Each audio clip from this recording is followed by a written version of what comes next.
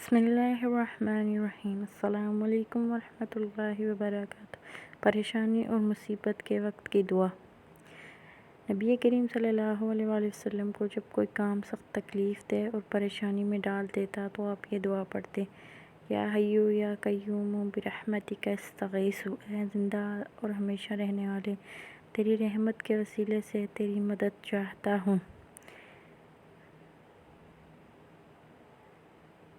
نبی کریم صلی اللہ علیہ وآلہ وسلم نے فرمایا کہ تم میں سے کوئی آدمی کسی مصیبت آنے کی وجہ سے موت کی تمنا نہ کرے، اور اگر اس نے ضروری موت کی تمنا کی ہو تو یوں کہے: اے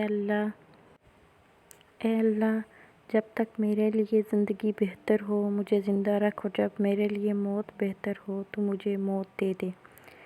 مصیبت میں صبر۔ نبی کریم صلی اللہ علیہ وآلہ وسلم نے فرمایا: اللہ فرماتا ہے، اے ابن آدم، اگر تم مصیبت میں صبر کر لیا کرو اور مجھ سے اچھائی کی امید لگائے رکھو تو میں تمہارے لیے جنت سے کم ثواب پر راضی نہیں ہوں گا۔ جزاک اللہ خیرا۔ اگر ویڈیو اچھی لگی ہو تو چینل کو سبسکرائب کر دیں اور بیل آئیکن کو پریس کر دیں۔